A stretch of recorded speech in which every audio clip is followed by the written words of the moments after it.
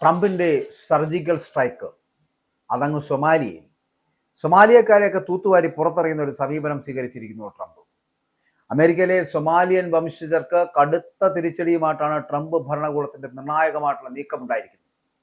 സൊമാലിയക്കാർക്ക് നൽകി വന്നിരുന്ന താൽക്കാലിക സംരക്ഷണ പദവി എന്ന് പറയപ്പെടുന്നത് വൈറ്റ് ഹൗസ് റദ്ദാക്കിയിരിക്കുന്നു.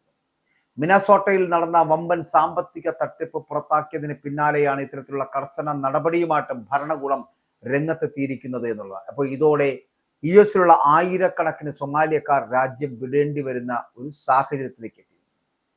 മിനസോട്ടയിൽ നടന്ന സൊമാലിയൻ വംശജരുടെ തട്ടിപ്പ് കഥകൾ ദേശീയ മാധ്യമങ്ങളിൽ വലിയ ചർച്ചയായിരുന്നു.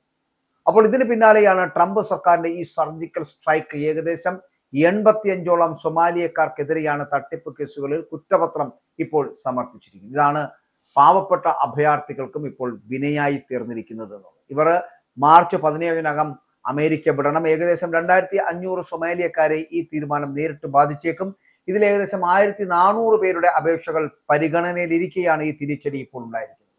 മിനസോട്ട കേന്ദ്രീകരിച്ച് ഇമിഗ്രേഷൻ വിഭാഗം നാടുകടത്തൽ നടപടികൾ ഊർജിതമാക്കി കഴിഞ്ഞിരിക്കുന്നു. 1990-കളിൽ സൊമാലിയയിൽ ആഭ്യന്തര യുദ്ധം രൂക്ഷമായപ്പോഴാണ് അവർക്ക് അമേരിക്കയിൽ അഭയം നൽകി തുടങ്ങിയത്. കഴിഞ്ഞ വർഷം ജോ ബൈഡൻ ഈ ആനുകൂല്യം പുതുക്കി നൽകുന്ന ഒരു സാഹചര്യം ഉണ്ടായിരുന്നു. എന്നാൽ ട്രംപ് അധികാരമേറ്റതോടെ സ്ഥിതി മാറി. കുറ്റകൃത്യങ്ങളോടും നിയമവിരുദ്ധമായിട്ടുള്ള താമസത്തോടും വിട്ടുവീഴ്ച ഇല്ല എന്ന പ്രഖ്യാപനം തന്നെയാണ് ഈ നടപടിയിലൂടെ അവിടെ വ്യക്തമാകുന്നത്.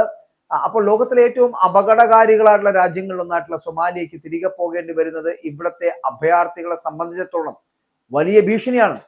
എങ്കിലും നിയമലംഘനം നടത്തുന്നവരെ വച്ചു പൊറിപ്പിക്കില്ല എന്നുള്ള കർശനമായിട്ടുള്ള നിലപാടിലേക്ക് വൈറ്റ് ഹൗസ് എത്തിയിരിക്കുന്നു.